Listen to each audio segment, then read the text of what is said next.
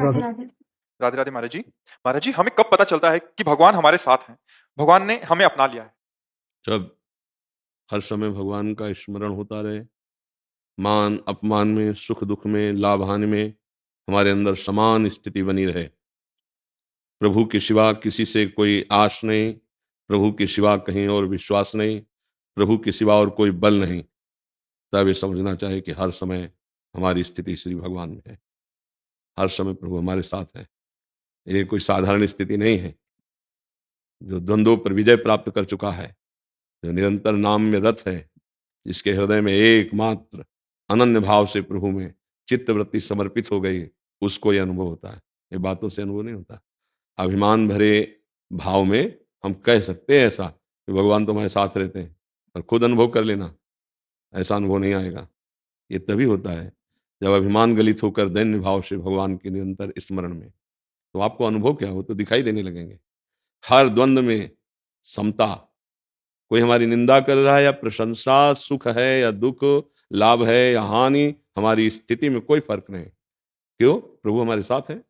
हानि हो गई बड़ी से बड़ी तो क्या? जिसने एक पलक झपकते अनंत ब्रह्मांडों को रच दिया, हानि हो गई तो क्या? वो हमारे लिए हर व्यवस्था कर देगा। लाभ है तो क्या? प्रभु से बढ़कर कोई लाभ है क्या? मान हो रहा है तो क्या? प्रभु है इसलिए उसने मान। निंदा, प्रभु ये देखना चाहते हैं कि हमारे हृदय की स्थिति क्या है। हम शांत हैं। लाभ हानि, सुख दुख, मान अपमान में कोई व्यथा नहीं है, हृदय में कोई दुख नहीं। हर समय स्मरण चल रहा है। सब संबंधों में अपने प्रभु को देख रहा है। पति में प्रभु, पत्नी में प्रभु, पुत्र में प्रभु, परिवार में प्रभु। तभी तो प्रभु के सानिध्य में है। हर समय अपने प्रभु के विधान को देखता है, प्रभु को देखता है और उसी में आनंदित रहता है। ये बड़ी अच्छी स्थिति है। अब ये स्थिति है कि नहीं, ये तो आपको किसका प्रश्न है? राधे राधे। हाँ, राधे राधे। ये बच्चा स्थिति तो देखना चाहिए ना कि अपने हृदय में कैसी स्थिति है। वो क्या, शास्त्रीय शब्दों में इसे स्थिति कहते हैं। किसी भी द्वंद्व का कोई भी अनुभव ना हो हमारे हृदय में, और हर समय प्रभु का स्मरण होता रहे। उसकी व्यथा ना हो।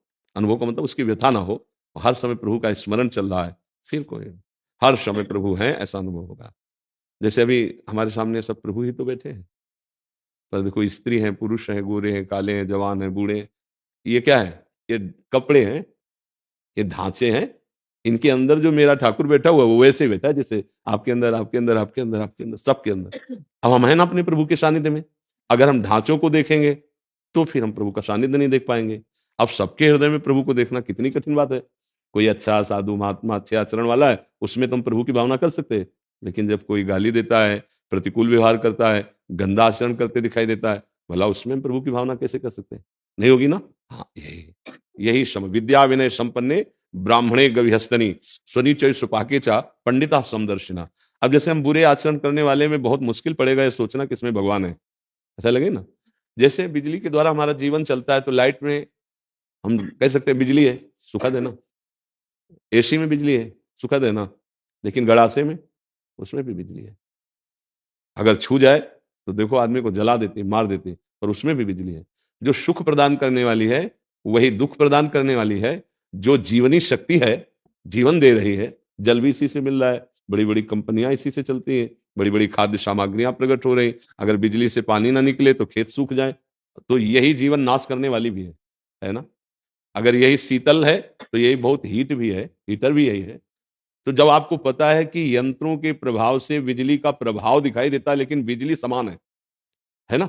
लाइट में, हीटर में, फ्रिज में, मोटर में, गड़ासे में, सब जगह बिजली समान है, और उसका प्रयोग करण के कारण अलग अलग है। ऐसे ही ये करण है, दुष्ट स्वभाव का है पर भगवान वही है।